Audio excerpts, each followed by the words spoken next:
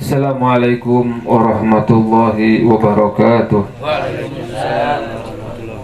Fatihah ila ruh Sayyidina wa Habibina Syafi'ina Rasulullah Muhammadin Abdullah sallallahu alaihi wasallam. Thumma ila ruhi sahibil mu'allif al-imam al-hafidh an-Nawawi al-Fatihah. Bismillahirrahmanirrahim. Alhamdulillah Ar-Rahmanir-Rahim Maliki yaumiddin. Iyyaka na'budu Shiratal ladzina an'amta 'alaihim. Bismillahirrahmanirrahim. Alhamdulillahirabbil alamin wa bihi nasta'inu ala umuri dunya waddin. Wa sallallahu ala sayyidina Muhammadin wa ala alihi wa sahbihi ajma'in. Subhanaka la ilma lana illa ma 'allamtana innaka antal alimul hakim. Rabbi shrah li sadri wa yassir li amri wahlul 'uqdatam min lisani yafqahu qawli wa saddid lisani bijahi nabi wa ali. Al-hadis saminu, hadis yang ke-8. Hadis keberapa sekarang? 8.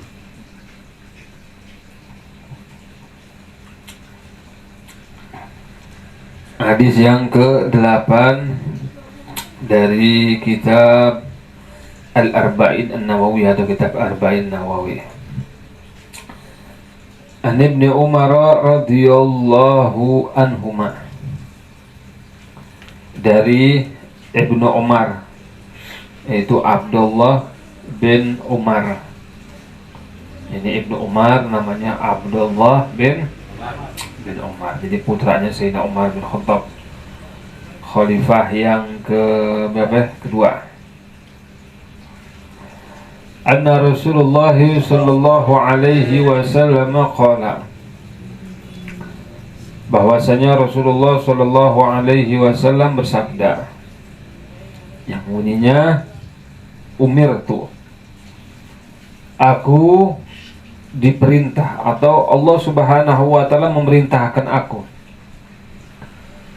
an uqatilan nasa, untuk memerangi manusia, hatta yashhadu an la ilaha illallah wa anna muhammadan rasulullah, sampai mereka bersaksi bahwasanya tiada Tuhan selain Allah dan Nabi Muhammad utusan Allah. Nah, hadis ini kalau kita baca mentah-mentah tanpa guru, kita baca mentah-mentah nih tanpa guru nih, kita nggak terjemahannya, terus kita pahamin sendiri, nah itu bisa berbahaya. Kenapa berbahaya? Nah, karena kalau terjemahan artinya, berarti Nabi Muhammad itu mau diperintah oleh Allah untuk apa? Untuk memerangin orang-orang kafir. Jadi ada orang kafir harus diperangin. Nah, padahal kan menurut petunjuk Al-Quran dan juga menurut hadis-hadis yang lain itu nggak begitu. Kan orang diberi kebebasan. Jadi manusia itu kan diberi kebebasan apa? Untuk memilih agamanya, terserah. Ada mau agama Islam, ada mau agama kafir, Hindu, Buddha, terserah. Nggak ada paksaan. Makanya kalau hadis ini dipelajarin walau tanpa guru, ya kan belajar dengan terjemahan aja bahaya. Nanti dia gampang-gampang untuk membunuh orang kafir. Padahal artinya nggak begitu. Ini yang sering dipakai sama siapa? Nah, sama orang-orang yang membunuh orang-orang kafir tuh. Artinya orang kafir yang nggak ada, yang dia nggak merangin kita. Orang kafir yang satu negara, yang dia nggak memerangin kita, nggak. Makanya kalau kita perhatiin sekarang maknanya umir tuh, kata Nabi Muhammad, aku diperintah. Artinya Allah Subhanahu wa taala memerintahkan aku an uqatilan nasa, untuk memerangi manusia. Di sini kalimatnya qatala yuqatilu. Kalau dalam ilmu sorof beda tuh. Dalam ilmu sorof tuh subhanallah, antara qatala yuqatilu sama qatala yaqtulu beda. Kalau kotala yaqtulu, kotala Zaidun Amron, berarti si Zaid membunuh Amr. Berarti yang bunuh siapa? Si Zaid itu. Pelakunya siapa? Si Zaid. Yang korbannya siapa? Amr. Nah itu kalau kotala Zaidun Amron dan Musholaf. Tapi kalau dalam hadis ini kan enggak, lafadznya bukannya kotala, tapi kotala. Jadinya dia fiil sulasi mujarrad yang ditambahkan tuh antara fa dan ainnya alif. Di wazannya fa'ala. Makanya kalau khotala artinya al-istiraq baina snain. Jadi dua-duanya itu saling apa? Dua-duanya saling bekerja. Jadi si fa'il dan maf'ul, si pelaku dan korban sama-sama ingin membunuh. Makanya artinya umirtu an uqatilan nasa, aku diperintah oleh Allah untuk apa? Uqatilan nasa. Berarti di sini apa? Ada saling berperang, ada saling memerangi. Maksudnya apa? Maksudnya kalau orang kafir itu nyerang kita duluan. Kalau orang kafir itu mengganggu mau kita. Tapi kalau orang kafir nggak ganggu kita, ya udah diemin gitu. Karena lafadznya kotala. Kalau kotala ini ada dua orang yang bekerja. Kalau kotala Zaidun Amron, berarti artinya si Zaid membunuh juga, si Amr juga ingin memerangi dua-duanya. Atau doroba Zaidun Amron. Kalau doroba itu saling memukul. Misalnya anak kasih contoh gampang, doroba nopi paisalon, paisalan, paisal jadi maf'ul, bang Nopi fa'il. Doroba nopi paisal. Berarti yang mukul siapa? Mukul bang Nopi, mukul paisal diam aja dipukul. Tuh. Tapi kalau doroba seperti yang ini nih, kotala yukotilu, kalau doroba nopi paisal, Bang Nopi juga mukul, Bang Faisal juga dua-duanya mukul, tanding dia. Itu. Nah, makanya di sini kotala di sini artinya apa? Saling memerangi. Berarti apa? Ada orang kafir duluan nyerang, barulah orang Islamnya nyerang. Kemudian an-nasa, lapat manusia. Nah, lapat manusia ini tidak semua manusia. Tapi lapat an-nas ini menunjukkan arti sebagian manusia, yaitu orang-orang kafir yang menyerang. Makanya kalau ente pakai hadis ini untuk membunuh orang kafir sangat salah. Soalnya dulu ada orang berpahaman bunuh orang kafir. Ini kan Nabi udah hadisnya tuh di Arba'in Nawawi hadis ke-8. Nah, karena dia salah memahami hadis. Jadi arti manusia juga tidak seluruh manusia. Jadi aku diperintah oleh Allah untuk memerangi seluruh manusia. Salah artinya. An-nas ini artinya bukan seluruh manusia, tapi sebagian manusia, yaitu orang kafir yang nyerang. Makanya Nabi Muhammad juga kan di awal-awal di Mekah 13 tahun ditindas, nggak nyerang Nabi Muhammad. Karena apa? Belum ada perintah dari Allah. Kan sahabat-sahabat yang jawara juga ada kan, yang masuk Islam. Udah, ya Rasulullah, kita ini dulu sebelum masuk Islam, kita ini orang yang mulia ya Rasulullah. Tapi sekarang setelah saya masuk Islam, kok saya jadi kayak dihinakan, dipukul, diem aja. Ntar dulu, kata Nabi, belum ada perintah dari Allah. Itu sahabat-sahabat lain juga udah gede-gerem, kan udah disiksain tuh sama orang kafir, diganggu, diboykot, dakwah dilarang, sholat dipersulit. Nah, sahabat-sahabat yang kafir yang masuk Islam dulu ada jawara-jawara tuh. Ya Rasulullah, ayo udah kita serang. Kan dia nyerang. Tapi kata Rasulullah, ntar dulu belum ada perintah. 13 tahun tuh di Mekah kayak gitu. Akhirnya sampailah kapan dibolehin perang? Nah, ketika tahun kedua tuh Ketika pertama kali perang apa? Perang Badar. Di situ itu ada izin juga dari Allah. Itu pun pas dapat izin dari Allah, perangnya juga ada aturan. Perangnya ada aturan. Nggak main perang aja. Yang dibunuh siapa? Yang ikut-ikut di medan perang. Laki-laki ikut medan perang, bunuh. Perempuan nggak boleh dibunuh. Orang tua jompo nggak boleh dibunuh. Bayi nggak boleh dibunuh. Pendeta, orang yang apa? Yang kalau kita kan ustadz, pendeta, pemuka agama nggak boleh dibunuh. Tuh Islam tuh kayak gitu. Nah kalau agama luar Islam kan enggak, semuanya dibuat habis sudah. Mau lu kata anak kecil kayak, wah apa, orang tua, perempuan, nah dia mah nggak pandang bulu. Buat Islam enggak. Islam dia nyerang duluan, kita serang. Tapi Islammu dikasih batasan, jangan semua dibuat habis, nggak boleh. Yang nggak ikut perang juga nggak boleh diperangin. Jadi yang harus dibunuh di mana?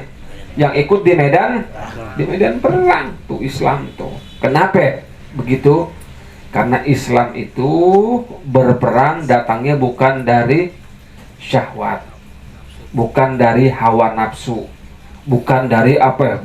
Dengki, bukan. Islam ini berperang dari siapa? Atas perintah Allah, dan itu jalan terakhir. Diajak damai nggak mau juga, dia masih konyol, masih nyerang, nggak apa, masih melarang dakwahnya Islam, baru jalan terakhir di perang. Dari segi peperangan aja, agama Islam dan non Islam itu beda. Agama Islam perang, tapi ada batasan-batasannya, nggak semuanya. Nggak boleh membakar apa? Nggak boleh membakar perkebunan, nggak boleh. Kalau orang kafir wah siapa aja udah habis semuanya. Nah itu karena mereka berperang dengan apa? Hawa nafsu, syaitan. Kalau kita agama Islam berperang dengan apa? Ya atas perintah Allah. Dan juga bukan dengan syahwat. Emang perintah Allah Subhanahu wa ta'ala. Terus juga asbabul wurud dari hadis ini, latar belakang munculnya hadis ini tadi itu. Latar belakang munculnya apa? Setelah udah lama banyak orang-orang kafir di Mekah itu yang nyerang duluan, terus juga dakwah Islam itu dilarang. Islam ini kan kita kan berdakwah, ngajak orang untuk masuk Islam. Cuman kita kan nggak bisa memaksa untuk Islam. Kita ngajarin, kita sebarkan agama Islam. Siapa hati mau sebar agama Islam? Ente ajarin orang kafir agama Islam nggak apa-apa. Nanti ajarkan, nanti perkenalkan ya agama Islam kayak gini. Tapi kita nggak boleh maksa. Makanya nggak ada sejarahnya Nabi Muhammad SAW membunuh orang musyrik karena kemusyrikannya. Nggak pernah tuh. Jadi Rasulullah membunuh orang musyrik karena apa? Atas dasar kemusyrikannya. Nggak ada tuh. Adapun orang musyrik yang dibunuh sama Nabi Muhammad itu pasti orang musyrik yang apa? Yang kurang ajar, yang dia mengganggu dakwah, yang dia memang mulai duluan. Tapi kalau orang musyrik dia anteng gitu, nggak ada. Rasulullah membunuh orang musyrik karena apa? Karena kemusyrikan enggak. Makanya kan lakum dinukum waliyatin, agamamu, agamaku. Kan disuruh di Al-Quran juga disebutin bebas, ada yang memilih siapa? Memilih agama siapa aja bebas. Cuma nanti tanggung jawab sendiri dia masing-masing, gitu kan? Kenapa agama Islam itu nggak boleh maksa? La ikraha fid din, tidak ada paksaan dalam agama Islam. Kenapa? Karena agama Islam ini agama yang mahal. Tahu nggak dia agama mahal? Agama kalau mahal itu ya yang mau ikut ya ayo, yang enggak ya udah. Tapi kita wajib berdakwah. Kita wajib memperkenalkan agama Islam, mengajarkan agama Islam. Nanti urusan dia beriman enggak beriman ya itu terserah dia gitu kan. Nah kita nggak bisa namanya memaksa. Kalau agama lain kan nggak maksa. Kamu nggak masuk agama Nasrani dibunuh, betul nggak? Kayak waktu yang apa? Yang di Andalus, Spanyol tuh, 800 tahun Islam berjaya. Akhirnya kan ketika kamu mau masuk agama Nasrani enggak dibunuh. Bahkan yang munafik dibunuh juga. Juga Islam nggak begitu. Agama Islam agama yang nggak maksa, dan juga agama yang apa? Yang mahal, yang bersih, yang jujur. Makanya karena agama Islam ini bersih, jujur, makanya agama Islam ini banyak yang hasut. Ente kalau bersih aja di kampung banyak orang hasut sama ente. Pejabat yang bersih dimusuhin nggak? Dimusuhin. Pejabat PNS yang bersih, nggak ada. Orang PT bersih dimusuhin nggak? Dimusuhin. Karena memang orang laler itu nggak demen sama apa? Laler itu nggak demen sama tempat-tempat yang bersih. Orang-orang jorok tuh nggak demen dengan alergi dia. Makanya karena agama Islam ini mengajarkan kebersihan, nggak boleh yang namanya korupsi, nggak boleh yang namanya berkhianat, nggak boleh yang namanya apa? Berdusta. Makanya banyak yang musuhin. Padahal mah agama-agama juga pada gak akur. Selain Islam pada akur nggak? Nggak pada akur juga. Agama di luar Islam juga pada akur. Tapi karena dia tahu musuh terbesarnya siapa? Islam, mereka kadang-kadang seperti akur. Islam. Makanya kita beruntung agama Islam ini agama yang bersih, yang murni, yang suci. Makanya karena bersih ini banyaklah orang-orang yang musuhin. Hatta yashhadu an la ilaha illallah. Sampai apa? Mereka bersaksi tiada Tuhan selain Allah, wa anna Muhammadar Rasulullah, bahwasanya Nabi Muhammad utusan Allah. Wa yuqimus shalah. Sampai mereka mendirikan salat, sembahyang. Wa yu'tuz zakah, dan membayar zakat. Fa idza fa'alu dzalika, kalau mereka sudah mengerjakan ini, syahadat, sholat, zakat, itu kan induk-induknya tuh.